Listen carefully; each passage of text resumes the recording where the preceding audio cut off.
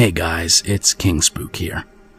I'd like to first of all give a shout out and thank you to Unit 522 for collaborating with me on the last volume and this volume as well. I'll leave a link to his channel in the description.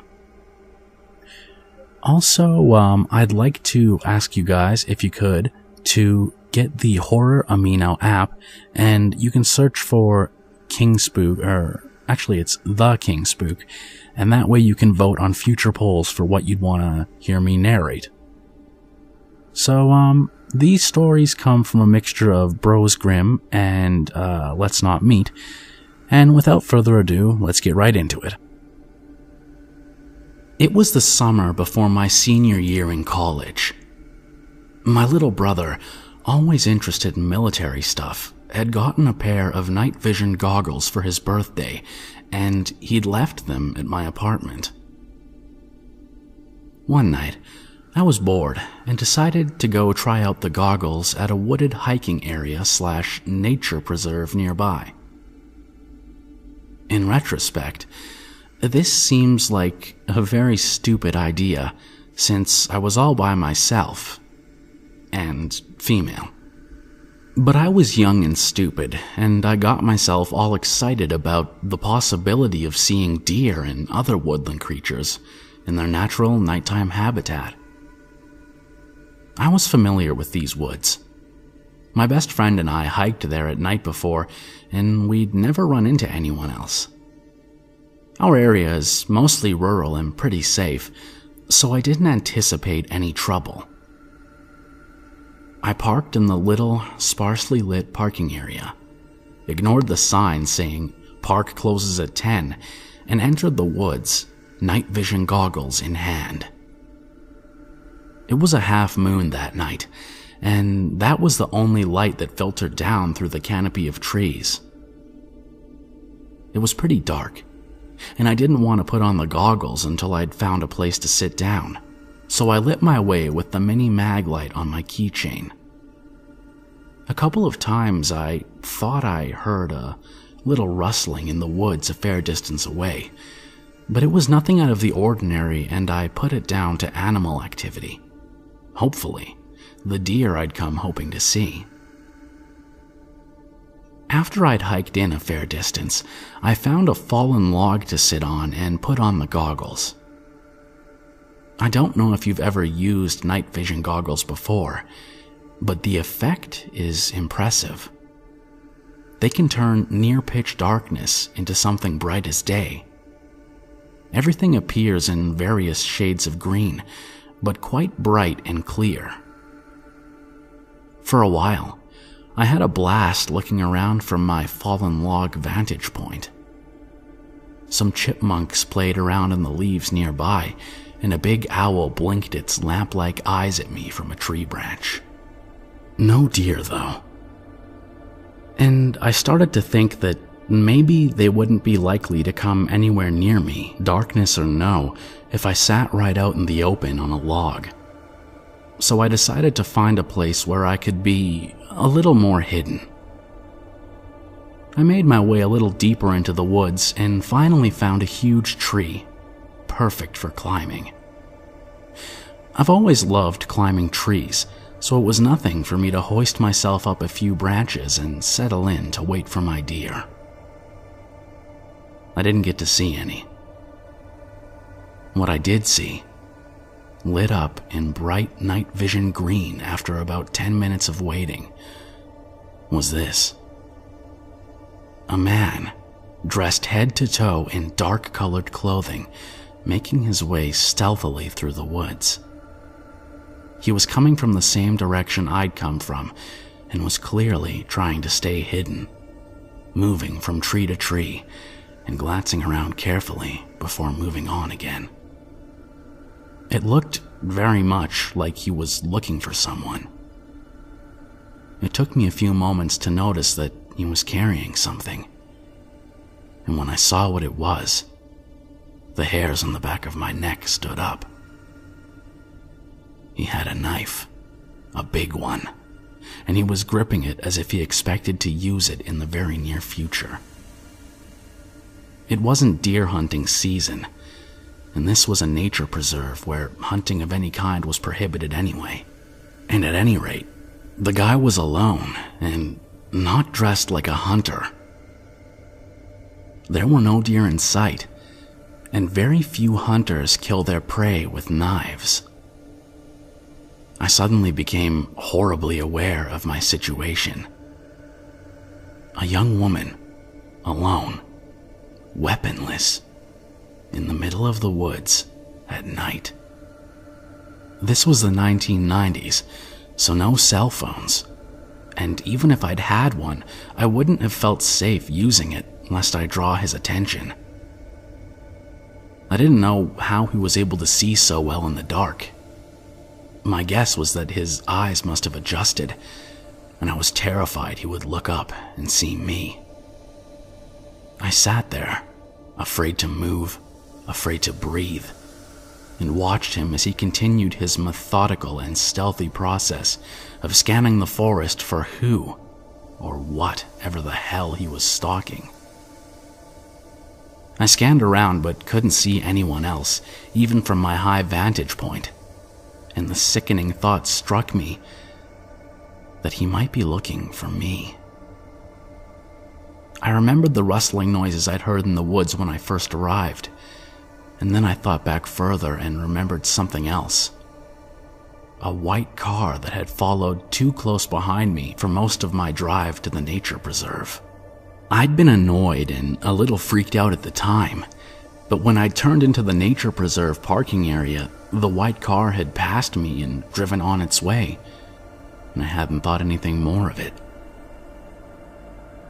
Now I wondered, horrified, if this was the driver of that car. If he'd circled back and seen my parked car, alone in the lot. If he'd come in after me. I sat, paralyzed with fear, and watched the man for what felt like forever, but was probably another half hour or so. There was a heart-stopping moment when he paused right underneath my tree, and I was sure he was going to look up and find me.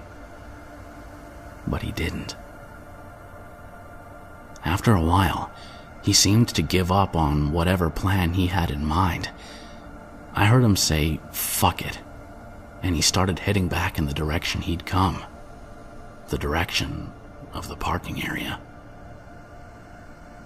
I stayed in the tree, wet from sweat and crying until the sun came up a few hours later. Then I climbed down and, still terrified, gripping the little can of pepper spray on my keychain, I made my way as fast as I could to the parking lot. The man had been there. My windshield had been smashed with a rock, and someone had scraped all down the sides of my car with something sharp. Presumably, a giant knife that I'm lucky didn't end up in my chest. Thank God for the night vision goggles that let me see him before he could see me. And thank God for big trees with sturdy branches. I grew up in a rag city in Connecticut in poverty, but then again, nearly everyone else was too. Around 13 or 14, my mother, who had a stroke while having an aneurysm, was warned that one blow to the head could be fatal. She used to take me everywhere. We lived off a disability from my father, so she didn't work. Instead, she would take me cigarette butt hunting at night in the downtown business district, which was ripe with half-smoked cigarettes. It's important to note that my mother was a friend without nicotine, and I would do everything to get her some. During the day, we did the soup kitchen tour, where we met some nice people who were homeless or poor. It was at a soup kitchen where we met Ray. "Don't worry, he's gay. He's not gonna try nothing," my mother's friend said during our introduction. He was a tall man, probably 6'2" or 6'3", very thin, with skin that hung from his bones as if he had once been a rather large man. He wore small, thicker lens glasses, but spoke with a southern accent and a gentleness. Something about him was alluring, and he seemed rather paternal to me. Ray and my mother Linda hit it off and became friends. We met up at the soup kitchens, and soon the nightly adventures to the ashtrays in the business district stopped, as he would often give my mother some money and smokes. He also fed me chips and fast food, a much appreciated break from the canned corn I would otherwise be eating. Fast forward a little, a couple of months pass, and we begin to trust him. He seemed genuinely excited to see us and was very kind, so much so that my mother did not hesitate to go over his house and take me along. At his house, my mother would take up residence on a love seat, and Ray would sit next to me. He often put his arm around me and pressed me up to him. I loved this because I was young and had a rotten tough time in school and was without friends. My family was broken, so I didn't see my father. The genuine love he had for me makes me cringe now that I'm older and more aware. While walking down the hallway from his apartment, his hand brushed my backside. I matured early and was about as tall as my mom and half a foot smaller than him. The hallway was tight and I thought about it for a second, but dismissed the caress as innocent. I knew I swung my hands like an ape whenever I moved, so I could hardly fault him. Other people we knew saw us with Ray more and more. They became concerned. Grace and Matt had known Ray. They pulled my mother aside and told her that he was insane. They told her that they had gone to buy a trailer, but Ray wanted it as well. They argued for a bit, but the couple didn't budge. That trailer burnt down a couple of days later. Another friend had told my mother that Ray's son was a dentist and was doing well for himself, but had been molested as a kid by Ray. Ray never told us he had a son, not even a hint of it. When my mom told me this, I broke down and cried, but she wanted to keep it hushed. I should point out that my mother was an immoral woman. She had been old enough to know what she was like before she had health issues. She suffered, but my brother said that she was always bad, but afterwards became a monster. She would still see Ray and bring me around him. I broke down in class one day. I looked at my teacher, who really loved me and had been there for me during rough times. She asked if I was okay because she saw my eyes water, but I burst out uncontrollably and sobbed. I could not stop thinking about him touching me and what I had heard. I know it sounds melodramatic, but the uncertainty and the betrayal of my trust wounded me greatly. I don't know if I can give out the school name or not. We'll call it LMM, as that is the school's initials. The teacher told the principal and guidance counselor. The guidance counselor took me into a room and sat me down. He asked me a bunch of questions about Ray that I answered. He kept me alone with him in a room and would not tell me why. I found out later they called my brother's school and my mother at the same time and interviewed them over the phone. My brother had moved into his girlfriend's house, so he hadn't really dealt too much with Ray, but said that he knew him, and my mother ended up telling them everything. The police were called and they drove me to my house as school had ended and they did not want me walking home. They got to my house and told my mother that they would talk to Ray about me. They came back an hour later and told me that he could not speak to me anymore. They couldn't stop him from coming near us, but he was absolutely forbidden to talk to me. It turns out they found him outside the school with money and a new bike. The money was for me because he knew I valued cash to get my mom smokes, and the bike was for my brother. Ray planned to kidnap me that day. I have no doubt about it. A few years more until I turned 16 and moved out of my house, I would run into Ray while walking with Mom. He would always stare at me, but talk to her. My mom would talk back with him, and she never addressed what happened. I moved to Maine at 16 though, away from them both. So, to the mother who I suspect was willing to give me up for her addiction, and to the stranger who slithered into my life like a snake, let's not meet again.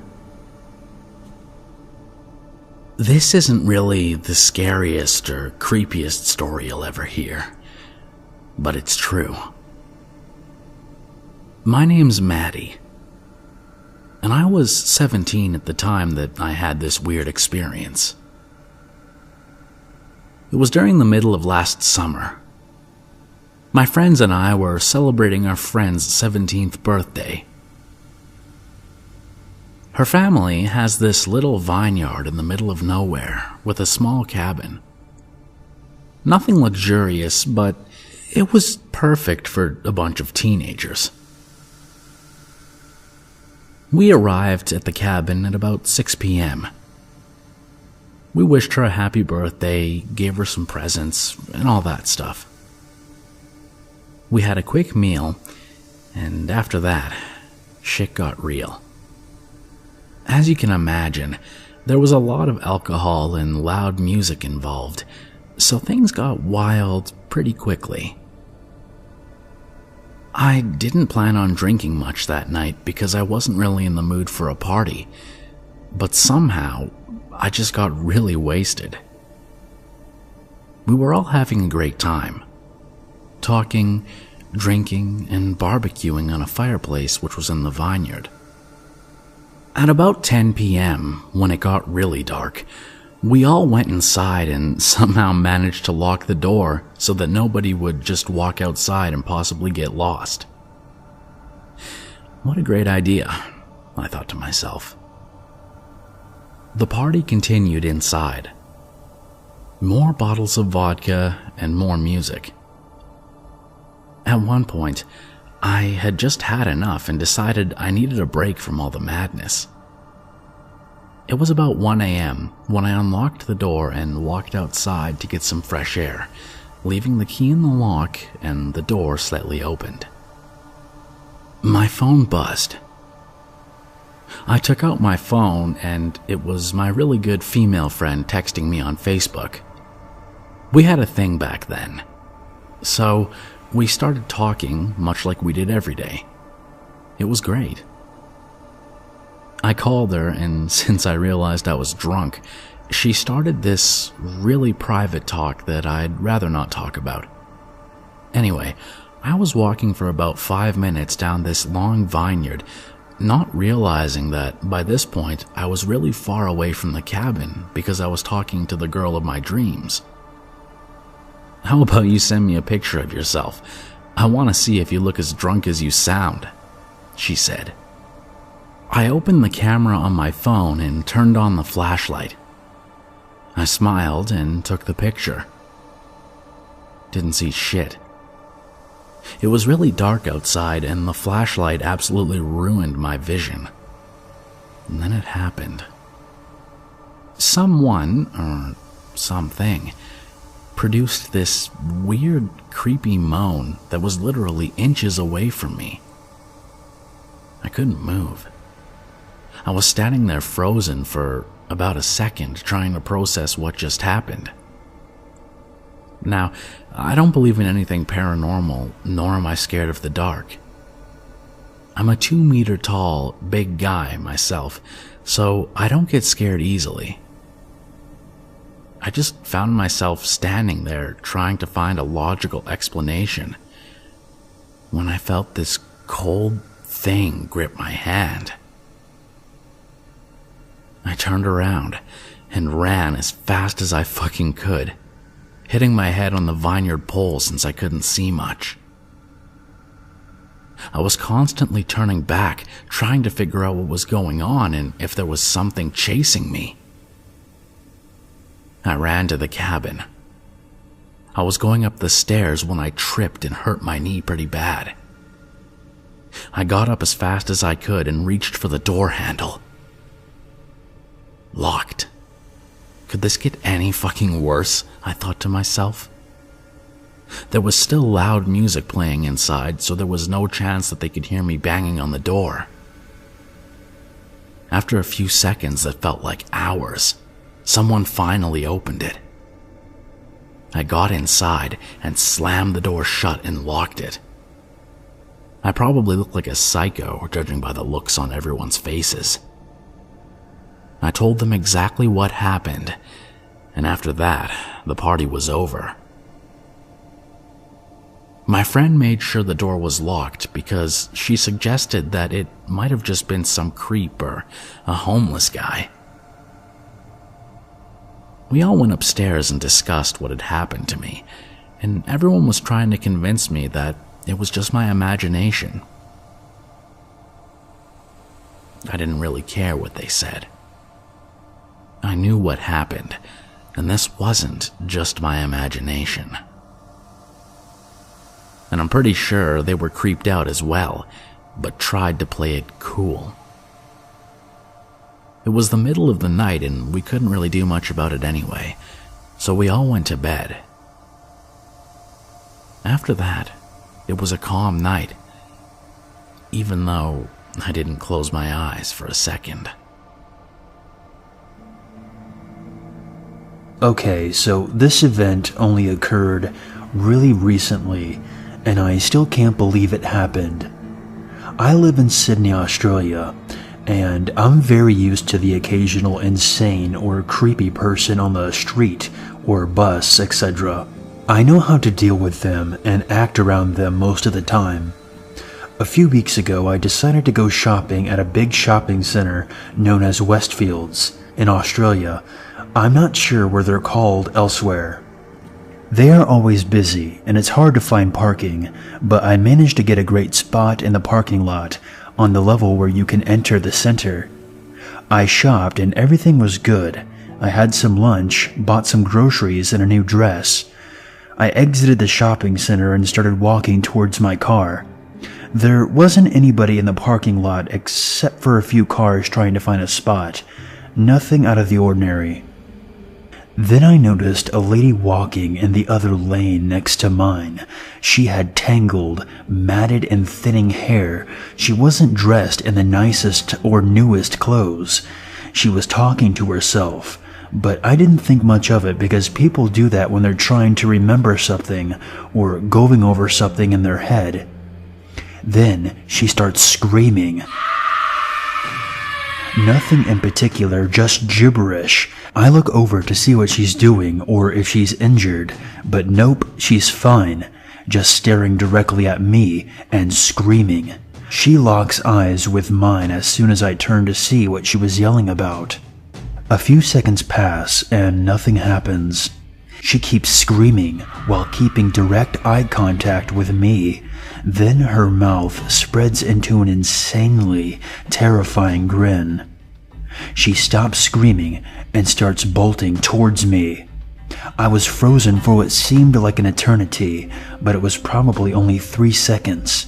I hightailed it to my car, chucked my shopping bag in the seat next to mine, cracked all my eggs, and slammed the door shut just in time. This lady starts banging on my car, screaming while trying to open the doors. I quickly back out of my spot, not caring if I knocked this batshit crazy lunatic to the ground. I didn't. She was fine, physically. But at this point, she climbs onto my fucking trunk and tries to break my back window. I start to move the car, and she jumps off, but chases after me for a few levels, and then I lost her. My heart was beating so fast, I thought I was going into cardiac arrest. I called the police and told them where I saw her and what she did. They didn't find her at the shopping center, and I haven't heard anything else about this. But my boyfriend offered to get me a new carton of eggs. I posted this a while ago in the Let's Not Meet sub, and someone suggested you guys might enjoy it too. This is one of the 2 scariest things that have ever happened to me. I was 19, staying late at the college darkroom to develop some film for my photography class. The photography building, once a tobacco warehouse, was a dark, rickety hulk near some lonely railroad tracks in a little traveled part of campus. I finished developing my film close to midnight and headed out, nervous as always to be alone at night in this deserted part of town. It was dark. Several of the streetlights around the parking lot were out, and the few that remained were phoning it in, putting out a weak, flickery light that did nothing to reassure me as I headed toward my car. I heard him before I saw him. A scrape of feet on asphalt. He said, "Hey, can you do me a favor?" I startled and dropped my keys. As he mumbled an apology for scaring me, I noticed he was wearing a jogging suit and limping. "What do you need?" I said. He hobbled a step or two toward me. "I think I sprained my ankle. Could you take me to the ER?" The university hospital was a short distance down the road. I hesitated. The guy looked perfectly pleasant, and he did seem to be in pain, but I'd recently finished a book about serial killer Ted Bundy, who lured some of his victims by pretending to have a broken arm and asking for their help carrying books to his car. When they leaned over to put his stuff in the passenger seat of his Volkswagen Bug, he knocked them unconscious with a crowbar and stuffed them inside. This scene played across my mind as I looked at the guy. It also occurred to me to wonder why the hell anyone would want to jog in this creepy part of town anyway. "I'm sorry, I can't do that, but I can call somebody for you. There's a phone in the photography building over there." "There's nobody to call. I just moved here. I don't really know anybody. Can't you just drive me? It's right down Limestone Avenue." He leaned against a car and winced as he reached down to rub at his ankle. "I'll call you an ambulance," I offered. "No, I can't afford that. I don't have health insurance. Can't you just drive me? I'll pay you $20. There was something in the way he said this last bit. Something wrong. Like that exercise in my acting class, where we had to recite "Mary Had a Little Lamb" as though we were delivering a tragic monologue or a furious rant. There was a tone rising up that didn't quite match the words he was saying. A raw urgency that reached down inside me and hit the panic button hard. There was a moment of silence. "I can't help you," I said. "I'm leaving." I gripped my keys, thinking I might be able to use them as a weapon if he came at me. I kept my eyes on him as I sped walked the last few feet to my car. He watched me drive away, still leaning against that car, a flat expression on his face. Away from the dark parking lot, driving through campus with my music turned up, the fear faded. I started to feel a little guilty for leaving the guy there, although I knew I'd done what my mom and dad would have wanted me to do. I was about to turn into the dorm parking lot when I realized I needed to pick up some stuff for breakfast the next morning, so I turned around and headed back in the direction I'd come from. About a minute down the road, my stomach clenched. There was the guy in the jogging suit, running along the sidewalk. His ankle was perfectly fine. Later that summer, 2 students at my college were attacked by those same railroad tracks. The girl survived, but her boyfriend died. The man who attacked them was a serial killer, dubbed the Railroad Killer by police. His real name was Angel Resendez. He murdered dozens of people across several states, many of them near railroad tracks. I didn't see his mugshot on TV until years later, but the picture broke me out in the same icy sweat I felt when I saw that guy running down the street. I can't be 100% positive, but my gut tells me I escaped a serial killer that night. This happened a little over a decade ago when I was an undergrad. I worked as a pharmacy technician my sophomore through senior years. At a pharmacy, of course, you have regulars. One regular was Joe, a mid-30s man with long straggly hair and an affinity for bizarre outfits. He was very sweet, but also very ill, mentally and physically. He was on a cocktail of antipsychotics, anti-anxiety, antidepressant, etc. Also, he was on medicine for AIDS. Normally, Joe would come in with his mother, who took care of him. However, his mother was older and had her own health problems. Towards the end of my junior year, Joe started coming in by himself, so he would walk from his home or take a taxi. Joe told me frequently that I looked like a young Michelle Pfeiffer, that I should be in LA, yada yada. Aside from the curly blonde hair, I never really saw the resemblance, but okay. I was polite, told him thanks, and asked him how his mother was. Made general small talk while I rang up his scripts. He never gave me the beware vibe. My senior year, Joe's mother came in without him and told us that Joe wasn't doing well. He was refusing to take his antipsychotics, and she was getting too old to defend herself if Joe went into a rage. She was having him placed in a home for patients like Joe. I didn't know until that day that Joe was technically under guardianship. The courts and his doctors deemed him too ill to make important financial and medical decisions. Joe's mother gave us the medical release so that Joe's new home could send their staff to pick up his medicine. We didn't see Joe for about 4 months.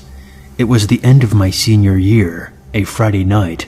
Just me and the pharmacist were working because Friday nights are slow.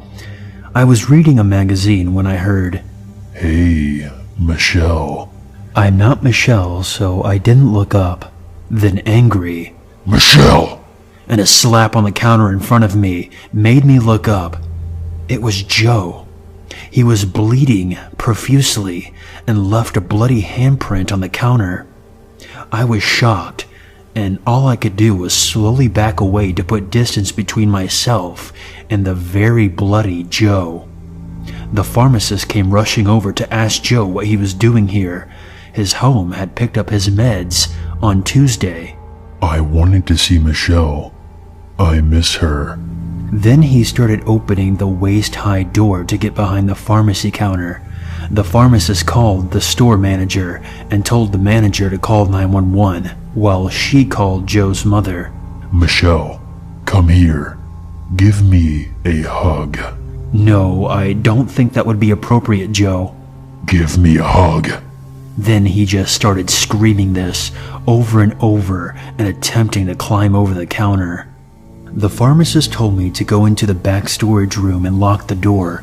This just pissed Joe off. He started picking up items, which covered them in blood, and threw them at us.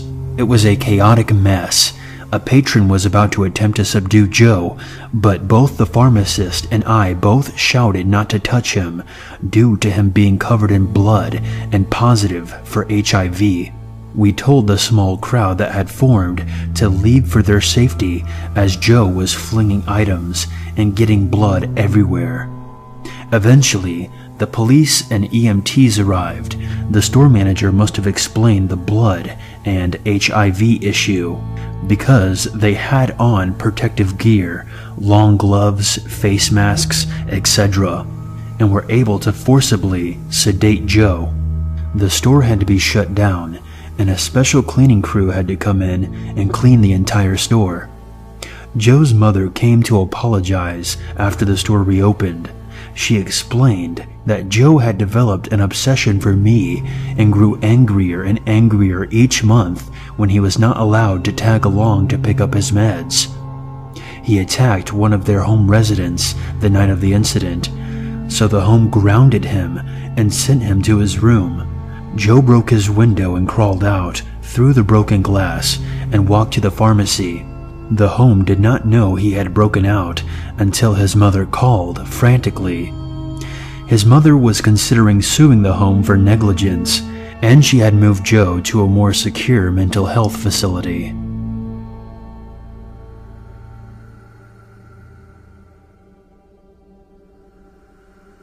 When my family and I first moved over to Los Angeles from Mexico, most of the houses we could afford were in the Compton area. So we looked around until we found this yellow, decrepit-looking house that was decently sized and relatively affordable. The owners were two sisters who were in their mid-70s to 80s. Before the purchase was made, I asked them about a picture of the two with another woman. They told me that the other woman was their other sister, who had very bad hallucinations and was committed to a mental hospital. I found that quite unnerving, but just went along with my parents' excitement and was happy to finally have a true home. After a few weeks of getting settled in, a woman, who, mind you, nobody knew, would come by and just stand outside of our gate and look at the house. One day, my mom invited her in for some coffee, and that's when she explained that she was the sister who was in the mental hospital and that she was let go for making good progress and having good behavior. After that, she became pretty close with my family, and soon became a good family friend. But in the following years, we noticed she started coming by less and less. Until one night, when everyone was asleep. I woke up to my brother in my bed shaking me. When I asked him what was wrong, he whispered to me, "There's a witch outside the window." I told him to stop being dumb, but then he told me he had to cover the window with the curtains. Then we heard banging on our window, followed by a smash. Now, at the time, we had half of the window covered up by our mirror, so no one was able to get in. But we saw the so-called witch trying to make her way in, and we noticed she had a knife in her hand. It wasn't until I saw her face that I grabbed my brother and I ran with him to my parents' room. My dad thought we were just being stupid until he heard screaming. She was yelling at the top of her lungs, "Get the fuck out of my house, you fucking beaners! I'm going to kill you!" My dad then grabbed his gun and shot a bullet into the window. He yelled that if she tried anything, he wouldn't hesitate to blow her head off. My mom called the cops, and we waited. They arrived in 10 minutes, and they found her in the bushes waiting for us to go outside. When they arrested her, we realized that it was the sister who was in the hospital. We also found out that she was covered in blood from killing one of our neighbor's dogs. Upon reflection, I've realized that maybe she was beginning to have hallucinations again, and she must have thought that her old house still belonged to her. After this incident, we ended up moving to a small house in Downey. But if there's one thing I'll never forget, it's her face. She looked not only out of it, but completely insane. Some backstory. This was years ago. I was around 12 or 13. I grew up in a small town, technically a village, about an hour and a half away from a big city in the US. On summer days, my best friend and I would venture around our woodsy neighborhood and do typical kid things. I had a little sister who was around 7 or 8 at the time, and she also had a little sister who was the same age. My friend's name was Sarah, my little sister Sammy, and her little sister Alex. We would occasionally let them tag along on our adventures, especially if our parents made us. Our favorite thing to do was walk over to the other neighbor's house, we'll call them the Smiths, and use their trampoline. It was in our neighborhood, but the houses were pretty spread out with dense forest in between.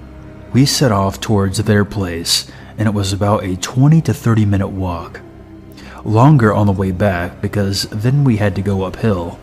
One day, Sarah and I decided to let Sammy and Alex come to the trampoline with us.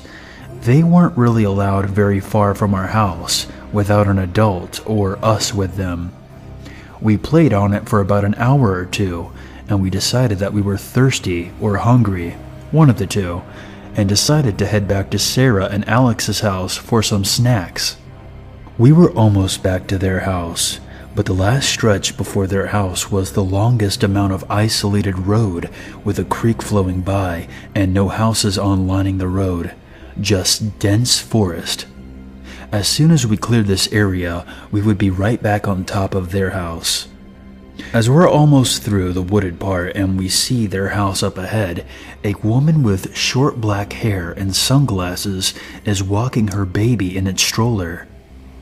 She was walking towards us and would soon pass us. I didn't recognize her as someone who lived in our neighborhood, and I know everyone. But lots of people from the surrounding neighborhoods take walks here because of the woods. She passes us by normally, but right after she does, she says, "Oh, hey kids, I'm a little lost. Do you know what road this is?" None of us were very alarmed. The neighborhood is windy and can be confusing.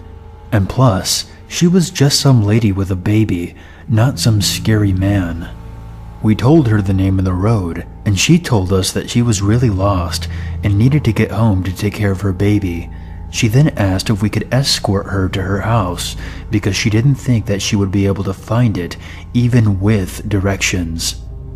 Sarah agreed to help, but I felt very uncomfortable and was told never to talk to strangers, even if they're a woman. I told the lady none of us could help because Sarah's dad was expecting us home soon. Sarah gave me a weird look, but I think she caught on because she said, "Oh yeah, we really can't help, sorry." At this point, I wasn't really freaked out. I just knew that I shouldn't be helping strangers to their house. I went to step in front of the younger two. They were trailing behind us, and I wanted to push them forward so we could start walking away. I stepped closer to the lady in my efforts and took a look into her stroller. That's when my heart sank. The baby was fake. It was a baby doll. It was wrapped in blankets, but I could clearly see that it was plastic. At that point, I didn't know what to do, and I found myself screaming, "Run!" I made sure that Sammy and Alex were ahead of me, and we sprinted for their house. Her dad was working in the garage on something, and we ran out of breath and started crying. I quickly just said that there was a lady trying to get us to go home with her and had a fake baby. He grabbed a golf club from his caddy that was laying out and told us to get in the house. We went in, and a few minutes later he came back. He said that he was heading towards the lady when she spotted him. She was already on the phone with someone. Out of nowhere, a white van apparently pulled up, and she threw the stroller in, and they sped off. It was definitely a creepy experience, and I don't know what the lady's intentions were, but I feel that they weren't innocent. This truly scared the shit out of us. We didn't wander around the neighborhood nearly as much, and when we did, we were always looking out for something. This was going to be short, but the memory sprung into my mind a couple days back, and I thought it would be worth sharing. I live in North Wales, United Kingdom. For anyone who's had the pleasure of visiting, it truly is a beautiful place to live, though for an adolescent boy, it's certainly lacking in things to do. As a result, my friends and I would often find ourselves mindlessly exploring areas of countryside and coastline. Despite it being quite sparsely populated, in comparison to the closest cities, there's a dual carriageway running along the coast from Wales to England. Also, train tracks run alongside this road for most of its course, occasionally passing overhead via a small cement bridge.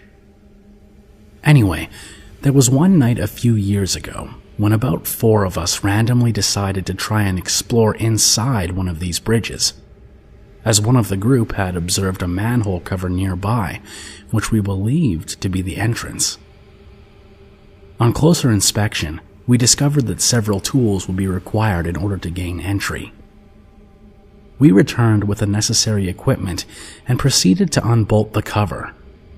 This had to be done stealthily, as the train track was right beside us, not close enough to be of any danger, but definitely a sufficiently small distance to cause panic for any train driver. And panic usually means police. It wasn't long before we had removed the heavy steel disc and had started descending the ladder down into the structure. Once we had all safely reached the bottom, we decided to progress to the other side. At this point, we are totally confined into the narrow space that leads into the main area. If you're confused as to what the hell this bridge is supposed to be, you probably should be, because it was rather peculiar. I mean, I would have never known there was even an inside at all had we not found the manhole. So, as we squeeze and crouch and at one point scrape along our bellies to the other side of the structure, there's a growing sense of claustrophobia between us.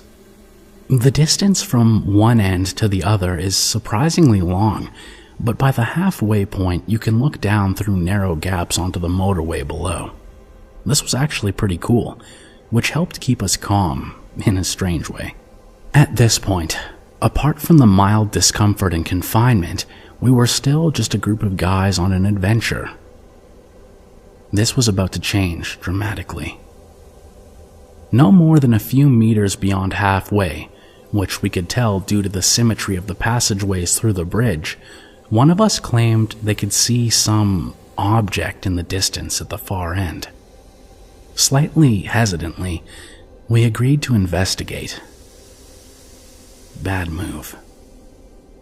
I reached the end first, and let me tell you, I have never felt the same sense of dread before or since. In front of me was a single fold-away chair positioned facing a wall. On the wall was a partially torn page from a newspaper or a magazine showing a fully naked lady in an erotic position. The reason I don't just refer to it as porn is because something was different about it. I can't put my finger on it, but it seemed more sinister than sexy, if that makes any sense. More disturbingly, the eyes of the woman on display had been cut from the page, removed with precision, not just hastily ripped off. The scene that lay before us had rendered us completely speechless, and an overpowering sense of panic could be felt collectively. That was when we found the condom. The horrendous, gut-wrenching, blood-drenched condom. Needless to say, we got the fuck out of there as fast as humanly possible, smashing our knees and shins against the sharp cement edges that lined the path to the ladder by which we had entered. Of course, we were all praying to God that the manhole hadn't been resealed, as it was impossible to tell until you reached the ladder itself. Thankfully, the exit route was clear, and we promptly dashed as far away as our legs could carry us. I'm sure this ending comes as a disappointment to some of you reading this, as we, luckily, never bumped into the twisted individual who sits in that chair. But I must stress how radically out of the norm this was given where I live.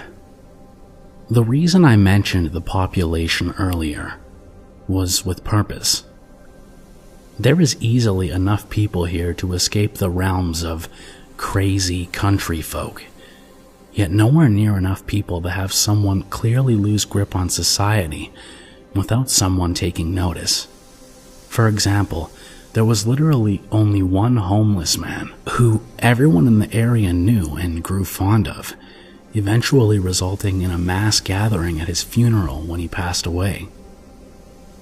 I sometimes think, though not recently as I had more or less forgotten about that night entirely, about the person who climbs down into that bridge and navigates through the darkness to sit facing a wall and do God knows what, that ends up with a condom full of blood.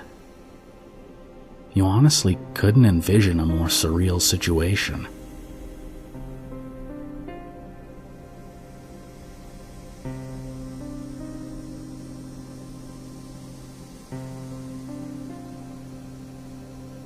This happened to me when I was a young boy.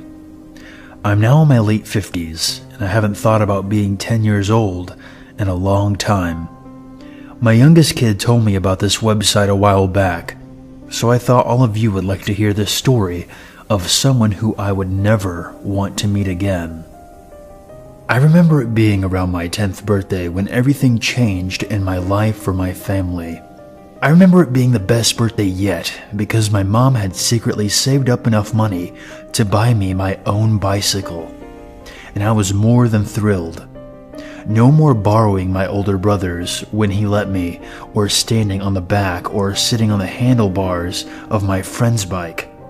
We were by no means well off when I was young. We didn't have much, so getting that bike had meant the world to me. My father was a man who worked a lot and drank even more than he worked.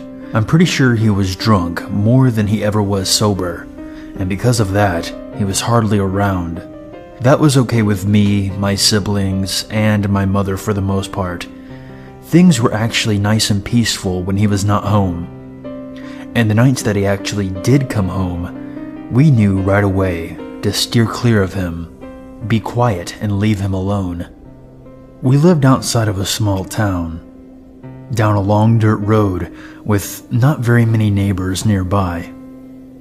The closest one was a good mile down from us, a really big farmhouse with a lot of fields around them. I remember being friends with their kids as they were around the same age as us, and we went to school together. Their mom was very sweet and always offered us something to eat or drink whenever we would stop down there. And their dad, well, he was the complete opposite of our father. I've never seen him drink or yell or slap their mom around. We knew that not every family was like ours, and that some fathers out there actually seemed to care for them.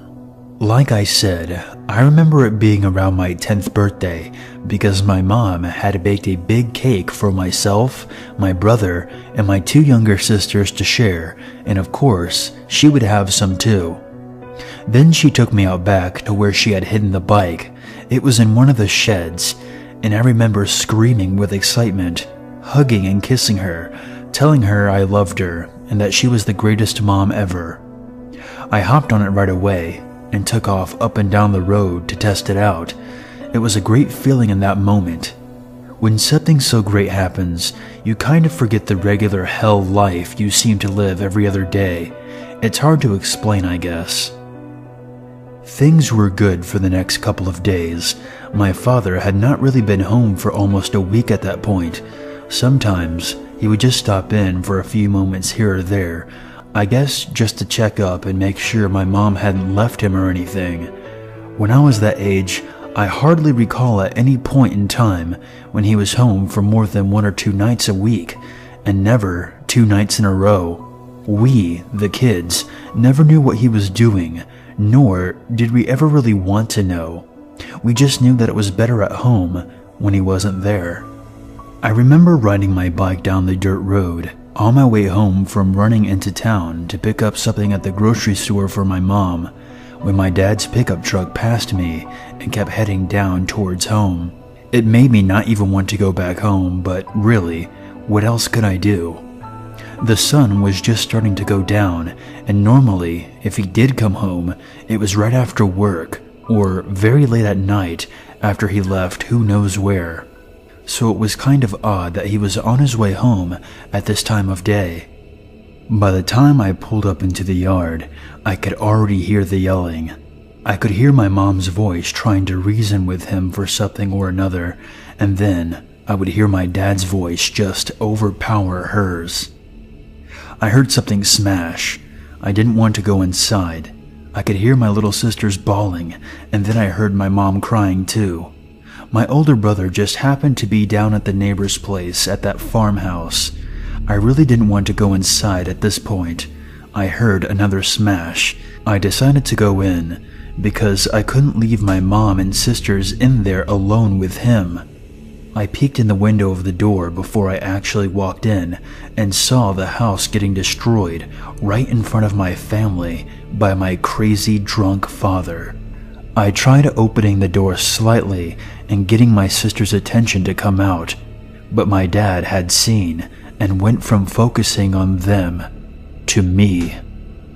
I blocked a lot of this out, but from what I can remember, he turned and went straight for me and picked me up by my shoulders and started screaming in my face. My mom was behind him, begging him to put me down, but he just turned and gave her another slap in the face, and she backed down. From what I could tell that was coming out of him, he was livid when he saw me riding down the road on a bike he knew wasn't my brother's. When he got home, he confronted my mom on where it had come from and how I was on it. He got out of her that she had been secretly stashing away money to save up and get me the bike, and my dad lost it when she told him that. I'm sure he was probably on a 5 or 6 day heavy drinking binge at this point, because I remember the smell of his breath was like sour whiskey pouring into my nostrils as he screamed at me. He was sure that my mother was hiding other things from him, and he was going to find out what. That was when he started tearing up the house. In the 5 minutes it took from him passing me on the road until I got there, he had already done quite a bit. All the furniture was thrown around, lamps and pictures had been smashed. He threw me against one of the walls, and as I looked up from the floor, he stormed into the kitchen and smashed what was left of my birthday cake against the back door. Both of my sisters were huddled in the corner, holding each other while my mom cried and had blood running down her face. That was it for me. This was the worst I'd ever seen my father, and I was scared. I ran out of the house, hopped on my bike, and started heading towards the neighbors. We did not have a telephone at the time, but I knew they did, and I was going to call the police in town to stop him. I hardly got out of the driveway when I heard the front door open and heard my father yelling at me to get my ass back there. I just kept pedaling, thinking I needed to get to the neighbors and everything would be better. That's when I heard his truck start up, and I looked behind me as he was backing out of the driveway and started heading towards me. I could see the neighbor's house in the distance and just kept on pedaling until I started to see the headlights getting closer and closer.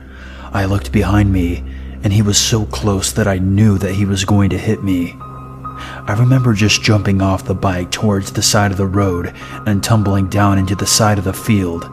I shot up and just started running across the field towards my neighbors, hearing my dad yelling but not really caring.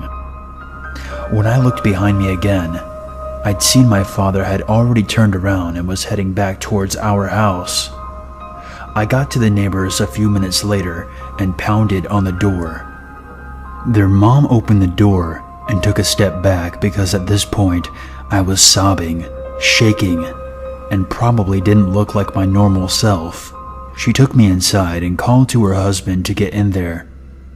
I was in the middle of telling them what had happened when my brother and his friend walked in from playing out back and in about 2 seconds, he was out the door, heading towards home. The mom called the police in town, and they said that they would send someone out right away. About 10 minutes had passed, and no police had shown up, so I begged the husband to please drive me to my house. I didn't know what was happening, and I was scared. He agreed since he knew that my little sisters and my mom were still there. About halfway down the road, we passed by my bike, which was completely mangled up. My dad had run it over with his truck. I started crying again, partly because I loved that bike, and mostly because I could have been on it when he did that. We get to the house and my father's truck is gone. Apparently, my brother ran all the way home, picked up a baseball bat that was on the side of the house, and with no hesitation, walked into the living room and smashed my dad's kneecap in. And as he laid there screaming, my brother grabbed my sisters and my mom and ran into one of the bedrooms. He managed to crawl out to his truck and drive away though. The cops showed up just a few minutes after the neighbor and I arrived and took a look at everything that had happened. They found my dad about an hour later, one town over at the local tavern. Said it wasn't very hard to find him since he was a well-known drunk in the area, and the bars were the first place they were going to look for him. They arrested him pretty much on the spot.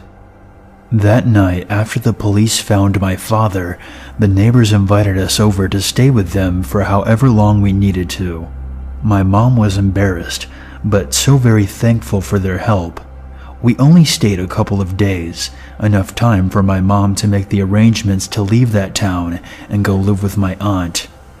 I never did see my father again after that, and I never really minded that. I know he wasn't in jail for too long, because shortly after we got settled in at my aunt's is when the calls and letters started. But my mom never caved and went back. Who would? After a year, he gave up and agreed to a divorce.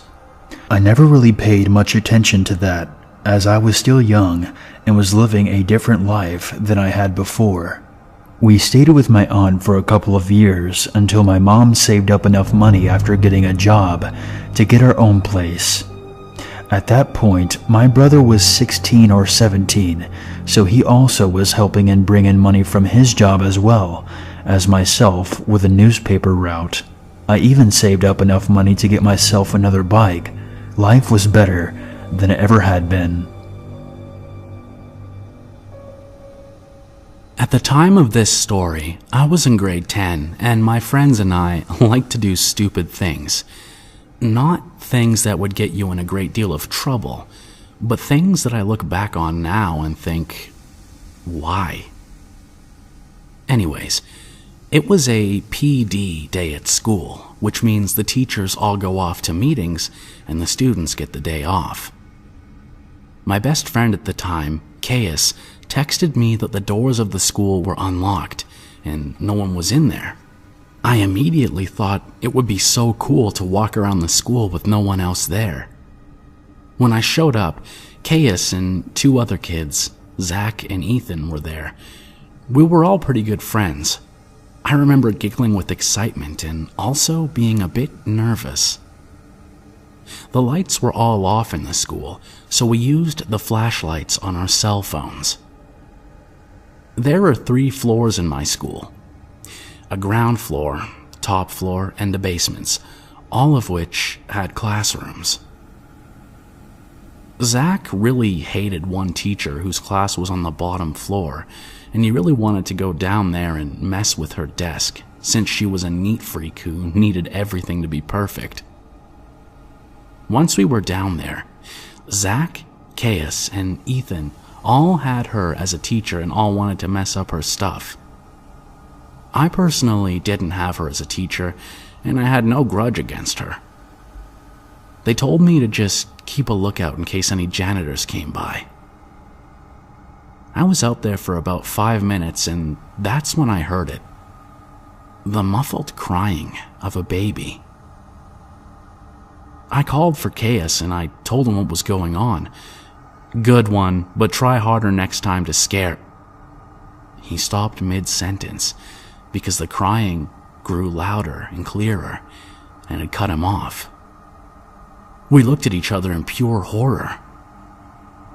I walked into the classroom to tell Zach and Ethan what was happening, but before I could, we heard a scream come from the corridor, filled with darkness. We rushed to see what was happening. Caius's face was as white as snow. I asked what had happened. He muttered the description of a tall humanoid with horns and red skin crawling in the distance. We all looked at each other and realized it was time to go. That's when we heard it. A sound that keeps me up still. An extremely loud, sinister yell from down the dark hall. We all bolted up the stairs. I was behind them, but I could still hear what sounded like hooves hitting the ground behind me. We could see the light from the school entrance illuminating the blackness in front of us. We reached the door and literally dove out it. I could feel a huge relief, almost as if a weight were removed from my shoulders. At this point, I was nearly in tears, and it looked like my friends were as well. I'm now in grade 12, and I still go to that school. Zach, Ethan, and Caius still talk about what that thing was, and to date, we've never gone into the school alone since. It was the middle of summer, and my parents had left for the weekend to go to our house in Cape Cod. It's about a 2-hour drive away, so it's no big deal for them to leave me alone for a few days. My mom had made me some pulled pork and pasta for me to eat whenever, and I also had some money if I wanted to order a pizza. Things were all good. The first night I was alone, I stayed up until 3 in the morning playing Xbox, so I woke up really late the next day. I checked my phone when I woke up and saw that it was a little past 1. I had plans that day to play some street hockey with my friends at 3, so I threw myself out of bed and stumbled into the shower. I take really long showers, so when my parents are gone, I go mental. I was in there for about 45 minutes on my phone, scrolling through Reddit and Twitter and whatnot, when I heard my front door open. The bathroom is directly upstairs from the back door, and the thing is pretty loud when it opens and closes. I immediately froze, since obviously I was supposed to be alone. I waited for about 2 minutes, ears trained in, trying to hear anything else. I heard nothing. I figured it was just the wind, or maybe my parents were home early, so I turned off the shower, wrapped myself into a towel, and slowly walked down the stairs to check it out. So the stairs to the kitchen where the back door is are pretty tight and walled in, so I can't see into the kitchen when I walk down. Even though my house is old as shit, and each step I take on the stairs makes a super loud creak, I still took my time and tried to be as quiet as possible. It probably took 45 seconds walking down all 12 of the stairs, so when I got to the second to last stair, right before I could see around the corner into the kitchen, I took a little breath to compose myself. In my mind, I knew that I was being stupid. There obviously wasn't anything in the kitchen. There was no way I would have heard another noise, and there's no reason for them to still be in the kitchen, even if they were burglars or something. After sort of mentally chastising myself for being a wuss, I sort of chuckle for being stupid and just normally walk the last 2 stairs and turn the corner into the kitchen. Standing about 2 feet away from me in the middle of my kitchen is a man staring straight at me, perfectly still, with a massive smile across his face, just staring at me. The thing I remember most vividly wasn't his face or his smile, but his arms. They weren't just at his side. He had them in the strangest, most abnormal position I've ever seen. They were where one would normally hold their arms, but he had rotated them to the point where they were almost completely reversed, as well as lifting them up and a little behind himself. I don't know why I remember this so much, but it's the most demonic, abnormal position I've ever seen. Honest to God, I think I almost had a fucking heart attack right there. Looking back, I can realize how fucking creepy this situation was. But in the moment, I just took a step towards him and punched him as hard as I could in the jaw, sort of half slapping, pushing him towards the ground. The second I connected, I beelined up the stairs, dropping the towel in the kitchen with my heart beating out of control. I fucking sprinted in my room and locked the door behind me. I quickly put a chair up against the doorknob like you see on TV. Almost without thinking, I immediately called 911, and nearly in tears, I told the operator what happened. As I sat on the floor of my room, in practically the fetal position, staring at the door, praying that the cop would be there soon, I noticed the light coming from the gap between my door had stopped. The fucker was standing outside my door. There's no words to describe the feeling I had. I was paralyzed with fear, watching the shadow across the bottom of the door shift in tiny ways. I stayed balled up, staring at the gap, praying the man would just go away for what seemed like an hour.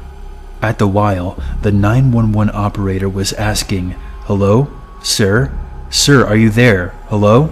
I didn't want to make a noise, and even if I wanted to move my arms to bring the phone to my mouth, I don't think I could have.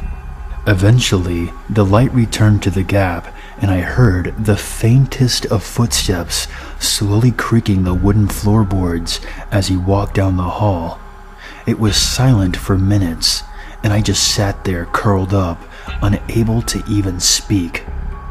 I heard banging on the front door and the sound of 2 officers entering my house. I finally felt safe, and I opened the door to the 2 of them standing there. I almost cried. Nowadays, my parents don't even leave me home alone anymore. Thank God. And I check every lock on the house before going to bed. I still get nightmares occasionally, and my heart starts racing whenever I see someone standing still. But I'm doing alright, even working with a sketch artist in a few lineups. The police never found whoever the fuck it was in my house, and it sends shivers down my spine every time I look outside, half expecting to see him standing across the street, smiling under a lamppost. I have no idea what he wanted or who he was, but regardless, let's not meet ever again.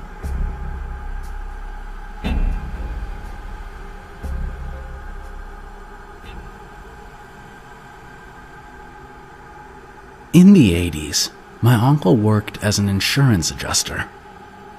A big part of his job was to visit customers' homes after lightning strikes, hailstorms, and tornadoes, and assess the damage for the company.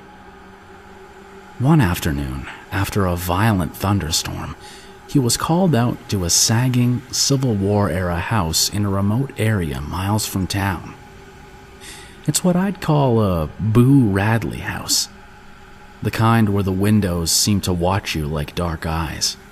Fading, pale yellow paint, weedy yard, ancient trees. Falling down barns and outbuildings, the remnants of a once beautiful farm. An old woman lived there alone. My uncle said she seemed nice, if a little wispy and vacant.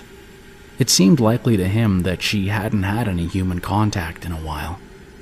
She invited him in, and the place was much as he expected. Neatly kept, but musty smelling.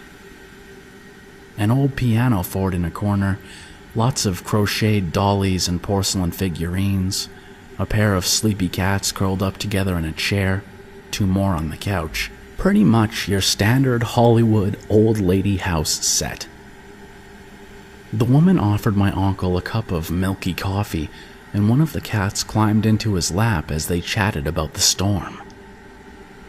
When he'd finished his coffee, my uncle got to work examining the exterior of the house, noting quite a bit of damage to the roof shingles and a gutter partially detached by the storm's thrashing winds.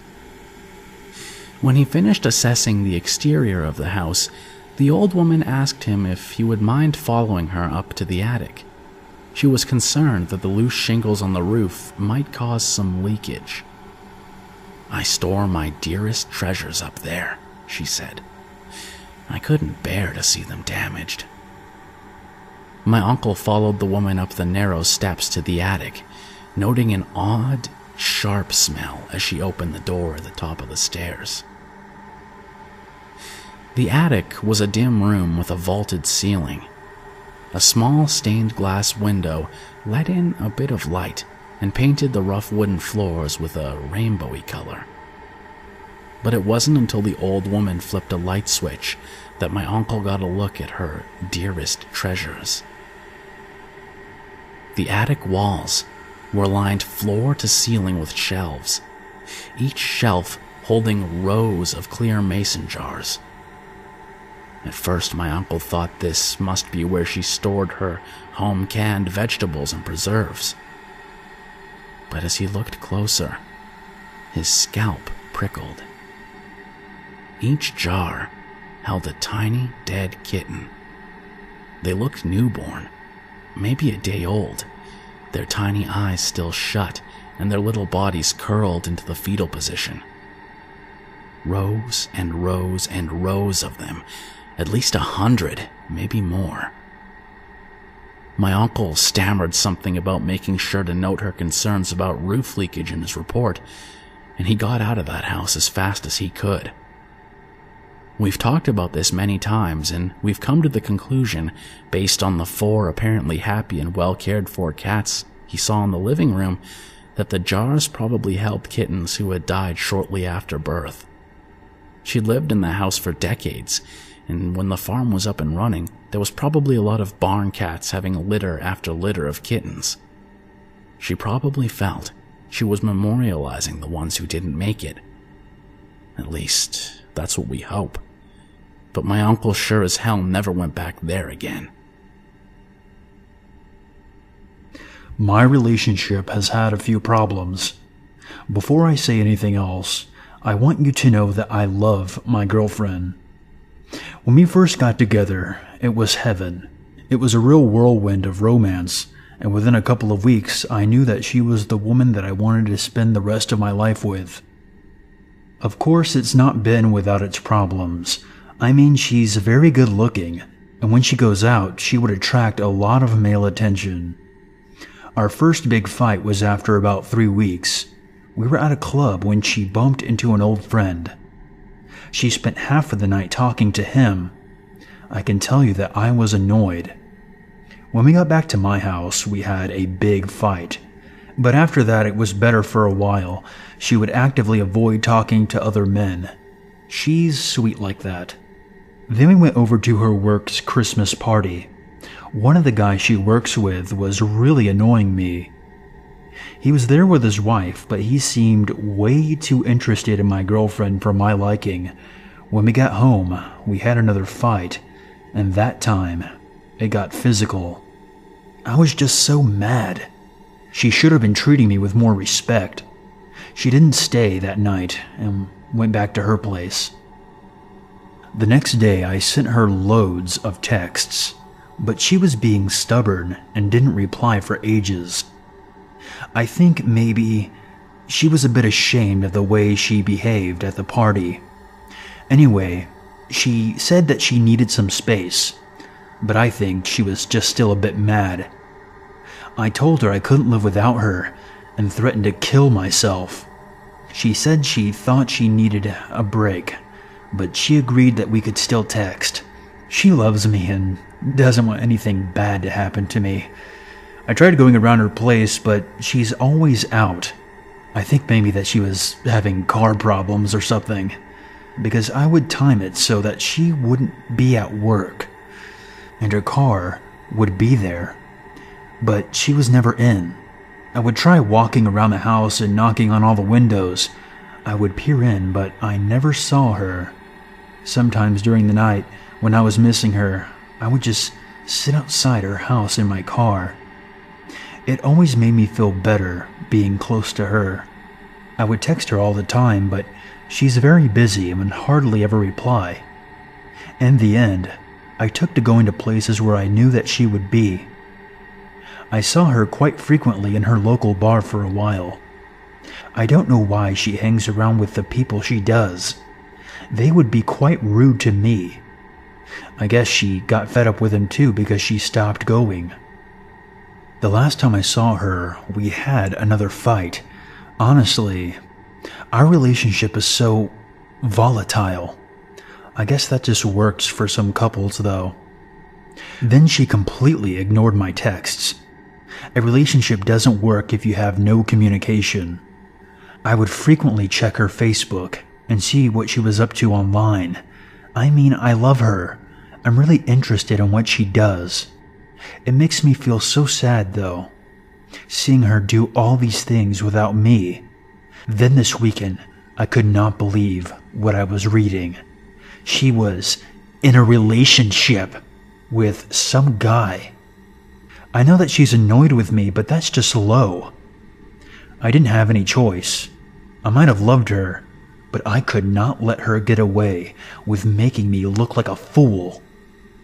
I hacked into her Facebook and her blog. It was so easy. She's really lovely, but like most people, she's very naive about passwords. Her middle name with a 1 on the end. Not too difficult to guess. I got into her email too. Sent one to her boss saying that she resigned. I never wanted her working there anyway.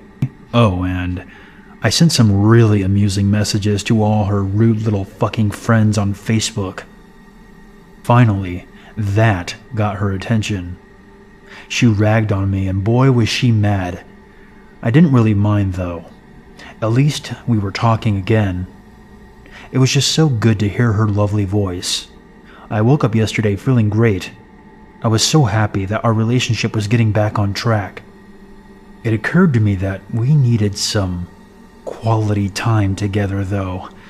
I knew what time she was finishing work, and I picked her up. As she walked to her car, she wasn't as happy to see me as I thought she would be. Apparently, her boss had gotten the email, and she had to explain what happened. She was really embarrassed. I love her, but sometimes I don't think she sees the funny side of things. In the end, I had to shove her in the trunk of my car to get her to come with me. God, that sounds ridiculous saying that now. But you know, we all do crazy things in the heat of the moment. Anyway, when we got back, she was still furious, yelling at me and hitting me on the chest with her little fists. It was kind of adorable, and the sexual tension between us was palpable. I couldn't resist her, and I took her to bed. It was different than I remembered. She was really quiet. I guess this was just really intense for us both, being back together again. She even shed a few tears. After, I just held her in my arms and neither of us really spoke. I was just so happy. This morning was really nice. She wasn't mad at me at all. She was really quiet, but I think she was probably just tired.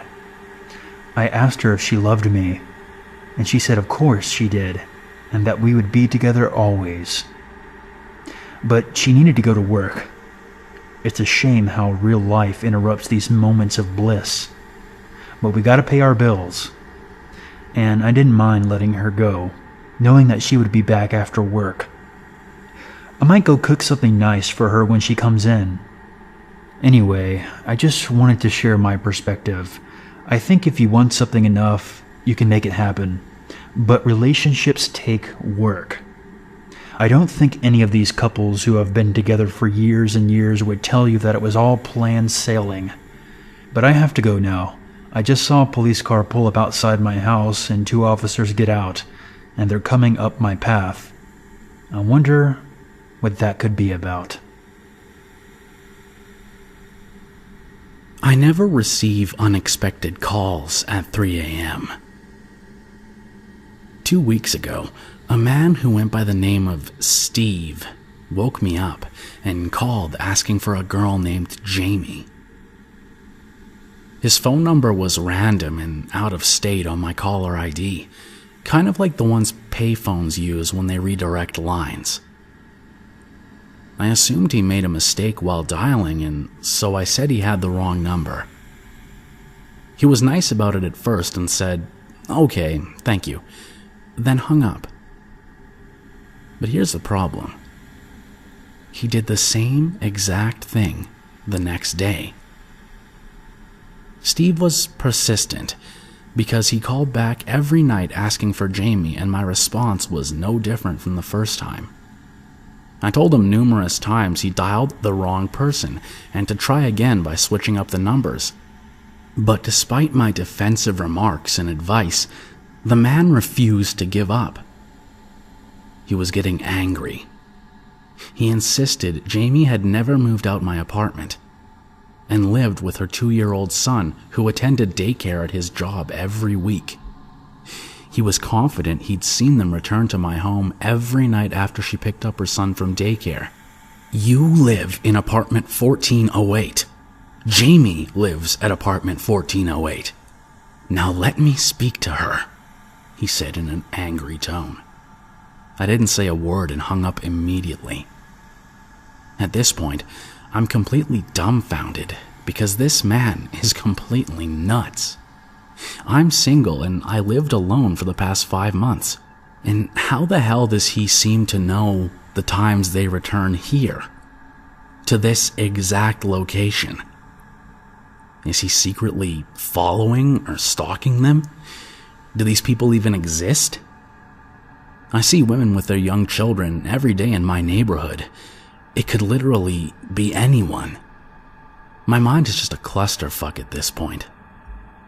One night, he called back and went completely psychotic on me, and I was about done with his bullshit, so I finally stopped answering his phone calls. Every night after that, the constant ringing of my phone was non-stop, and the fact that he wouldn't give up made me very uneasy the whole time. I silenced my phone every time a number I didn't know appeared. He would call random times during the day, even while I was at work. Informing the police always crossed my mind, but I feared it might have bit me in the ass if I ever let this go public. Different days, he'd call with a different number. I knew it was him calling from a payphone, and it was intimidating. He must have been reaching from an unsecured line. He said he knew where I lived, which made me even more frightened. Deep in my thoughts, I was beginning to regret the choice of ignoring Steve in fear he might actually do something bad to me. He seemed out of it and jealous in a way. I wasn't sure if he was living in his own little world or was just a delusional man.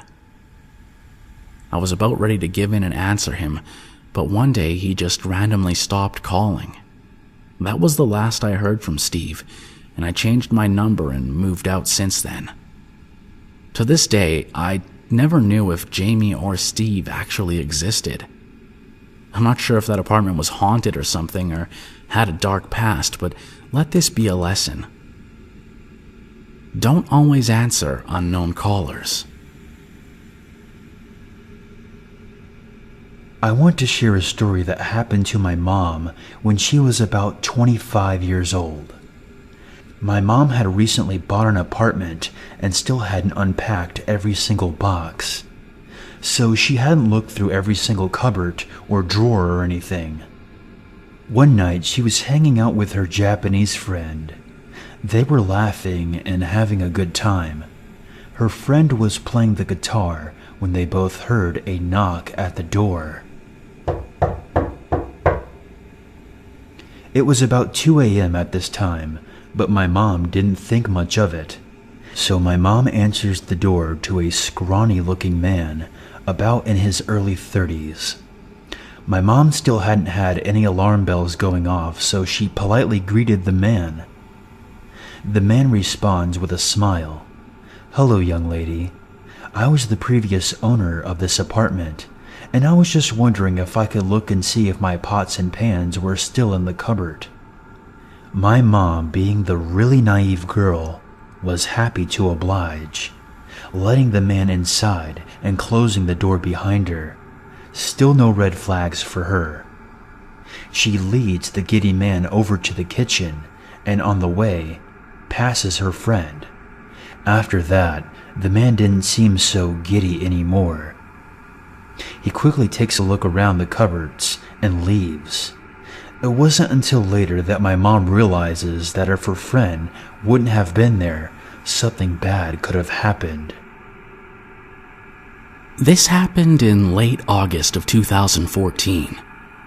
At the time, I was 17 years old, but I look a few years younger than I really am. For a little backstory, I live a mile outside of a small rural town in central New York where everyone knows each other.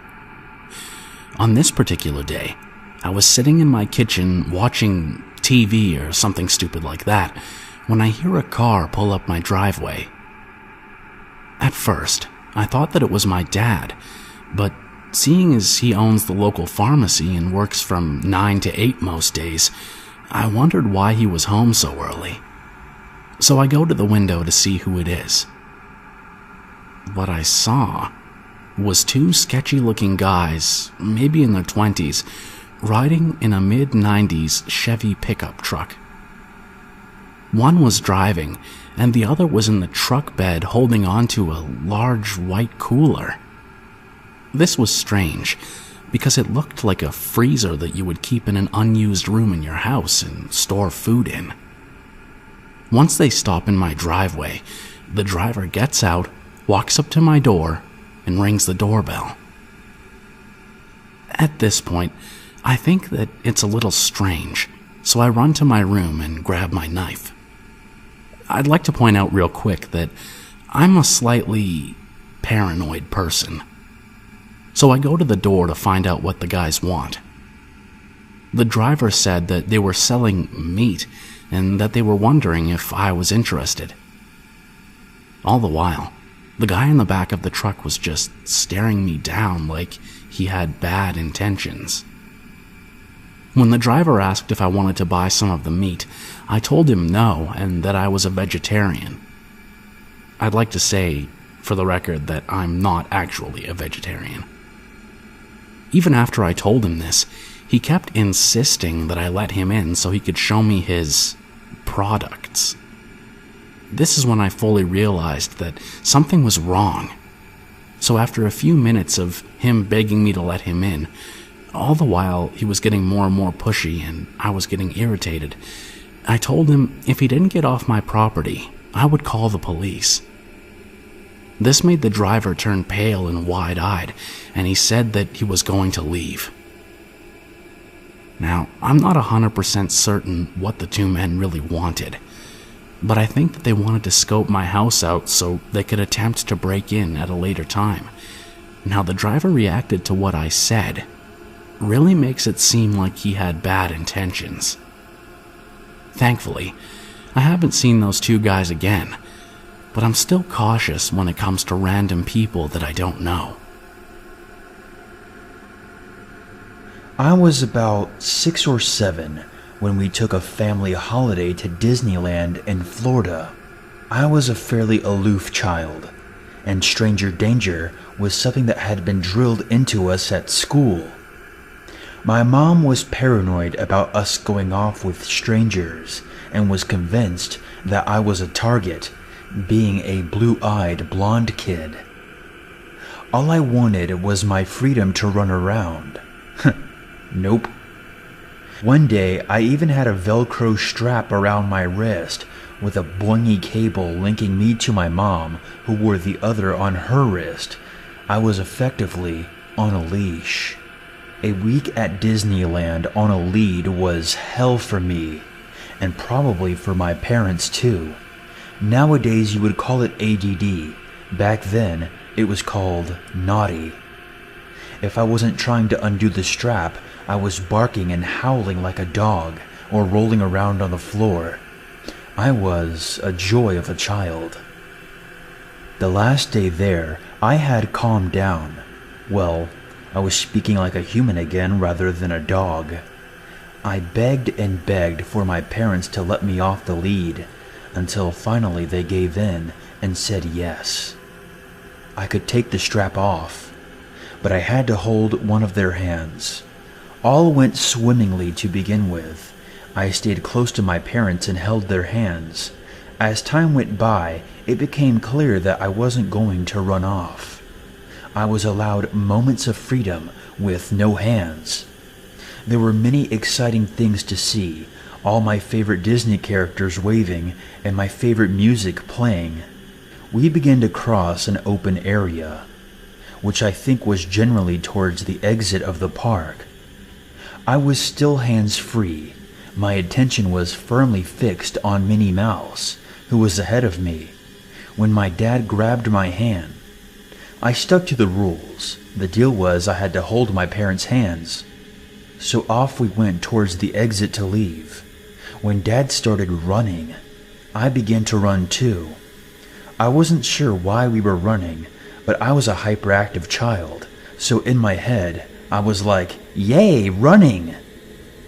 Then I heard my mom scream, and I mean scream my name from behind me.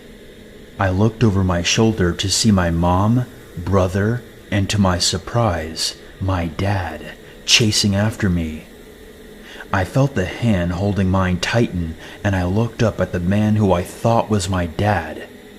He was in his mid-50s, with gray hair and a gray beard. Not my 40-year-old dad with black hair and no beard. Creepy dude never looked at me once. His face was blank, and he looked pretty calm. My little feet brakes came on out of shock.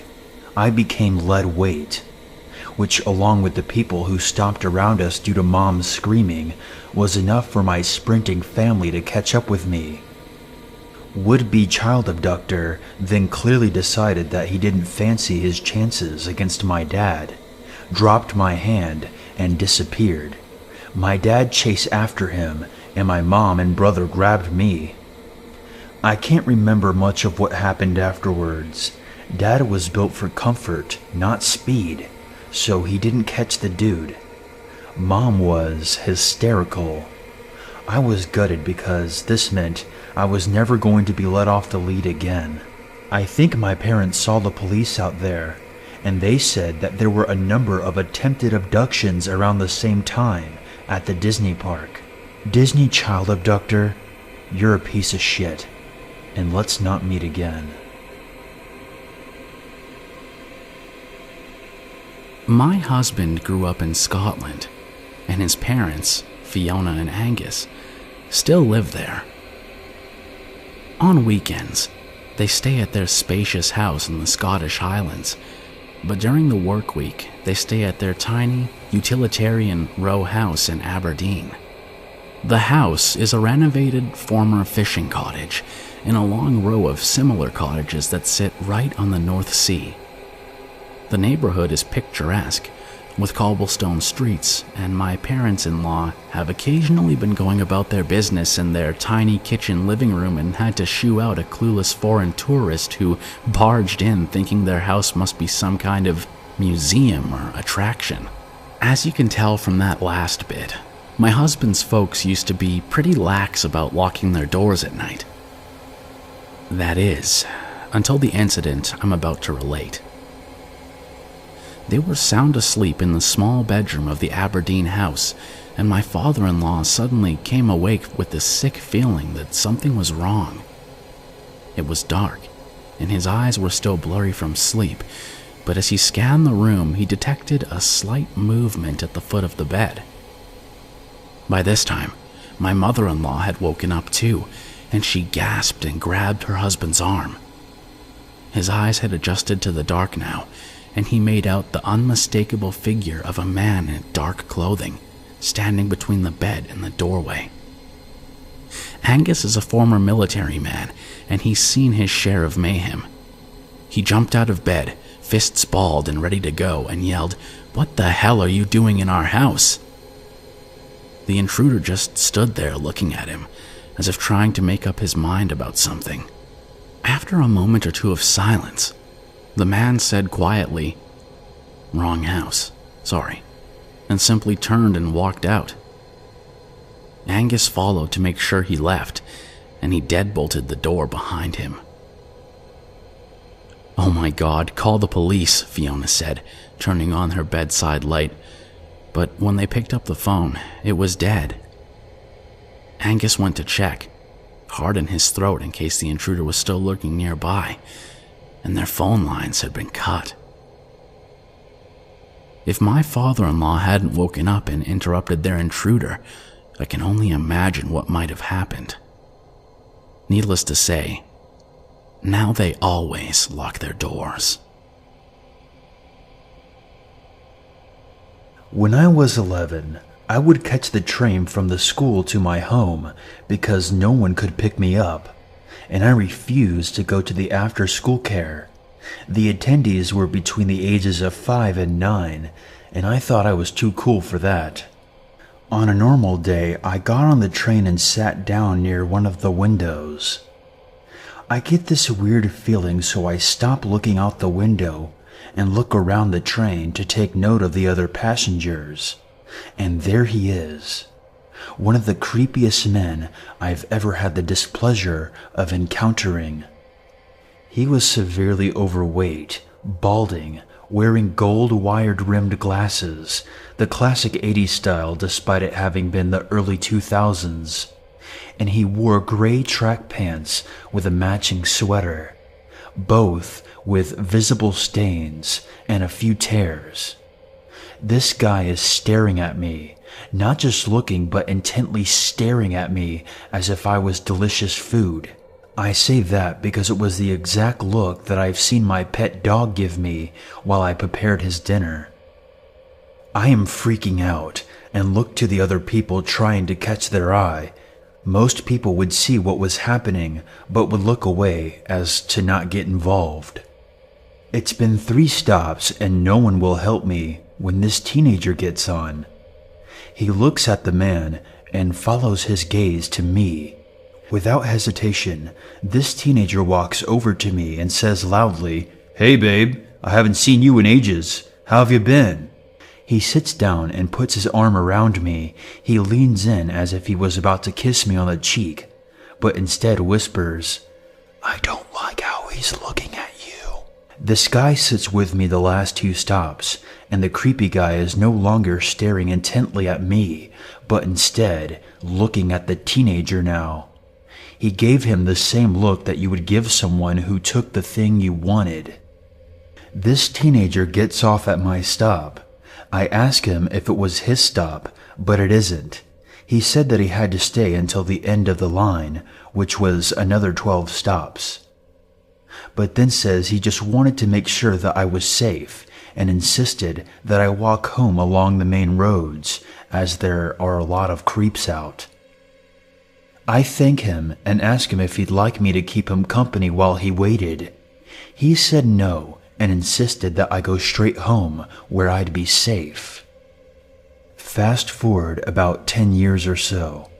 I tell the story to my now husband, and he tells me that I was lucky that the teenager got on the train and sat with me.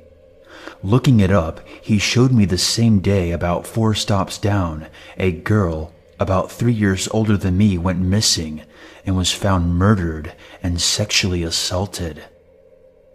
They caught the guy and gave him a life sentence. But the thing is, it was the same man who had been staring at me.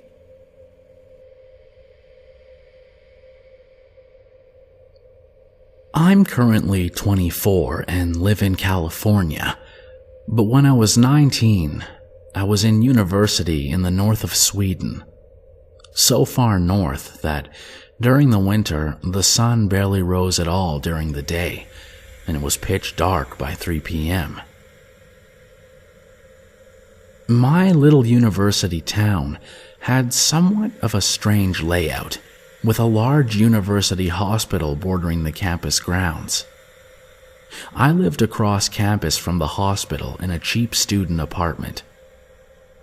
On the other side of the hospital from campus was one of the town's 2 train stations, and beyond that was a mile or so of apartment buildings, and then downtown itself, with the first train station of the town. This particular day, I had been downtown just doing some shopping and walking around. By the time I was ready to head home, it was really dark and cold out. Normally, I would have walked the 4 miles to my apartment, but it was starting to snow heavily, so I headed to the train station and traveled to the next stop just south of the great hospital. The hospital was connected to my university via underground tunnels. It was a pretty old structure, and sometimes medical students would take this shortcut underground from their own campus classes to their internship at the hospital. Down in the tunnels were also the morgue and the forensic lab. But you could also take the corridors throughout the hospital and get out closer to my apartment, walking indoors and out of the wind and snow. It was almost 6 in the evening by now, and the hospital was almost empty. I headed in through the corridors and was a little creeped out at how dark they were. It wasn't that late, I thought. So why were they all so abandoned? It then dawned on me that it was the weekend, and this area of the hospital was mostly doctors' offices or specialty clinics, so there wouldn't be any patients or visitors here at this time, except for me, taking a shortcut. As it was very cool and creepy, I decided to take some pictures on my cell phone of the empty, dark hallways ahead of me. As I was doing this, an old woman came down the hallway towards me. She was dressed for winter and walked with a cane. I suppose she, like myself, had had the idea that taking the shortcut through the building would be easier on her than braving the weather outside. Politely, I nodded at her as she passed me by. She nodded back stiffly, but didn't look at me. I hoped she didn't think I was weird for taking pictures of her coming down the hallway at me, but she was walking so quietly that I hadn't heard her coming, so I hadn't noticed her right away. I continued on through the empty hospital and got back home. When I uploaded the pictures onto my laptop and went through them, I noticed something that sent a chill down my spine. All of the pictures were of a completely empty hallway. So, this happened last year in the winter of 2014. Side note, my mom and I recently moved into this new place in the previous winter in 2013. There's a lot of interpersonal details to this story that may have led up to or contributed to this incident, but I'm not comfortable sharing those issues here. Also, I would like to state that at the time, I was going through a mild depression, commonly known as winter blues. This happens to me almost every year, so I generally don't think much of it. But the winter of 2014 was different. Everything felt like a burdensome heavy fog in my life. I think that I was unknowingly going through a deep depressive state. Anyway, it was late one night, and I didn't have school or work the next day, so I decided to stay up a little bit later than usual. I played some soft music and read a book until my eyes began to get heavy. After a glance at the clock, I decided that it was time to go ahead and get into bed. This is where shit gets creepy. About 3 hours into a deep sleep, I awoke only to fixate my eyes on what I can only describe as a fuzzy black ball rolling on the floor right next to my bed. At first, I thought I was dreaming, but I realized I was wide awake when the glare of my nightlight came into focus. I gathered myself and calmly sat up to get a better look at this black fuzzy ball rolling from my bed to my closet and back again, for what was probably mere seconds, but it felt like an eternity. All of a sudden, the fuzzy black ball stopped rolling and started to morph. I clenched my sheets in my hands, anticipating what was about to happen. Right before my eyes, it quickly morphed into a black, willowy, thin, tall shadow figure. Saying that I was scared would be an understatement. I said in a loud voice, "What the fuck are you?" And just like that, it disappeared. Apparently, my mom had been in the kitchen making coffee, and she walked into my room and saw me sitting up and asked me who I was talking to. I told her what I saw, and she told me that she saw that same thing after the first night we moved in. Weird thing is, though, my mom wasn't suffering from any emotional distress like I was. I get very creepy vibes when I think about that thing, and I hope I never encounter it again. Before I begin my story, I'd like to say that I'm a male and also in high school. On Fridays after school, my friends and I usually go to Starbucks just to have fun and mess around a bit. However, during this time, my friends had made plans of their own, leaving me to hang out by myself and drink coffee alone. About an hour into my relaxation, my mom had called to meet me at Starbucks to hang out and talk about the usual things that a mother and son would typically talk about. By the time she arrived, things were pretty crazy. The weather was beginning to turn ugly, and a lot of people were rushing inside to get warm food and drinks. One of the people, a well-dressed lady, sat right next to my mom and I. She began saying something like, "You guys can come to my house and get $1 million. Or she would say, "You guys get an A+. From the sound of it, we could easily tell that she was mentally ill, so we decided to just go with the music and play along with the conversation she was having with us. About a few minutes in, shit started to get weird. The lady began talking about how she used to be a teacher and that she was fired from her job because someone attempted to murder her. The way she talked about it was really disturbing.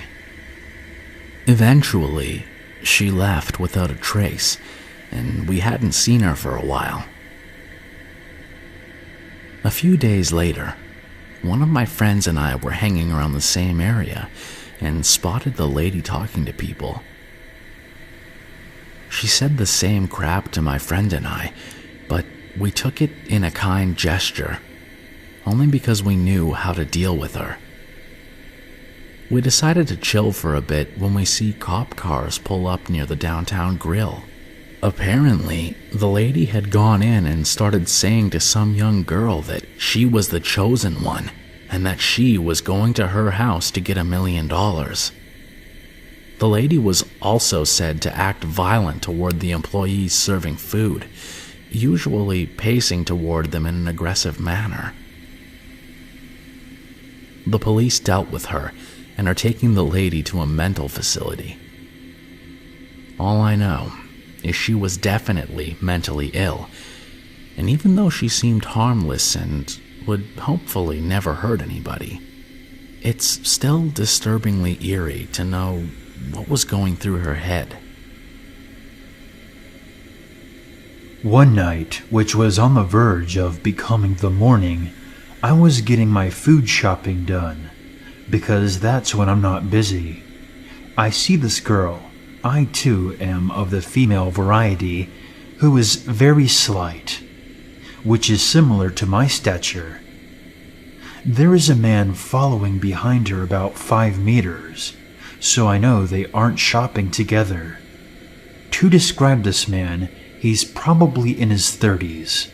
Not horribly tall, but by no means is he short either. The way he's looking at her, it's a weird, predatory look. I know that look, as I have unfortunately been on the other side of it. I don't want to take any chances, so I go up and strike a conversation with the girl. Her name was Alice. Turns out, she was very friendly, and we had a lovely chat, all while the guy was still following behind.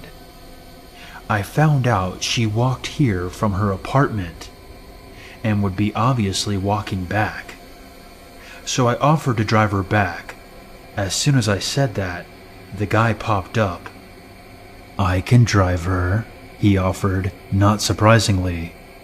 She declined his offer, but he was very insistent and turned on me. He kept saying that it would be a shame if I had to waste my time driving her home, and it would be better for everyone if he just drove her home. Like that was going to happen. Alice and I just looked at each other and tried to walk away, but he tagged along, saying the same things over and over. He even ended up saying that I looked too tired to drive, and he would be happy to drop me off as well. How about no? Unfortunately, at this time of night, finding an employee or anyone at a cavernous grocery store proved as difficult as finding the actual Waldo at a Waldo convention. At this point, he kept trying to touch her hair, among other things, and I decided that food could wait till the day I was off.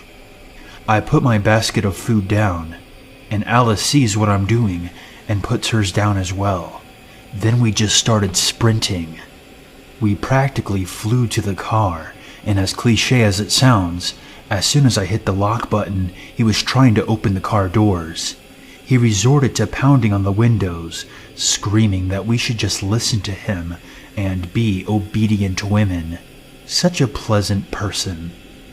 Finally, I realized that I could drive away, and so nearly drove over his toes. I will always be proud of that. We did end up reporting it to the police, but nothing ever came of it, because somehow the grocery store that we were in didn't have security cameras. Funny thing is, not even a week later, some were installed. On a happy note, Alice and I ended up becoming BFFs, and I was her maid of honor last month. So, weird-ass guy, let's not meet, because if we do, I would feel obliged to run over your toes. Hello. This is my first post to Let's Not Meet, so please take it easy. So, this is a story that I always think is funny, but super relieving. It was such a close call. This happened during my mom's junior year of college, 1990, in Boston, while she went to UMass. She was in a nightclub and started talking to some guy. He seemed, in her words, rough around the edges, but seemed nice enough. He was a rough construction worker, 6'4" and fairly muscular, while my mom was only 5'4" and probably only 100 to 110 pounds, like a stick. So, one of her friends was drunk, and the other had gone to hook up with whoever. And they lived outside of the city in an apartment, so my mom couldn't take the subway. The guy offers her a ride, and my mom grew up in a very sheltered existence in Puerto Rico before leaving home for college. Her graduating class in high school was only 27. So, she wasn't exactly street smart when it comes to strangers. She says yes, and she knew something was wrong when she stepped into the car and he locked the doors. This is a pretty bad sign in my opinion. I only really think it isn't sketchy when I'm riding with a friend. So the guy starts putting the moves on her, rubbing her wrist and arm, saying he's going to take her home and show her a good time. My mom's super creeped out and is frozen because she's only 100 pounds and built like Twiggy, so she starts to argue, the only way she can fight back. Right at that moment, she hears a, "Hey buddy, what the fuck do you think you're doing?" from the outside. She sees nothing, only a bush, and this threw the guy off enough that he stopped talking. While he tried to figure out what happened, some half-naked guy jumped out of the bush in his boxers. He starts knocking on the door, and the guy says to my mom to get out angrily and kicks her out of the car, since this guy was almost his size. As he sped off, my mother goes over to thank the guy, and as she's thanking him, her friend who had gone to hook up with someone comes out of the bush wearing her t-shirt and panties, saying how scared she was. So, that's the story about how my mom got saved by a talking bush. All because her friend was a total freak.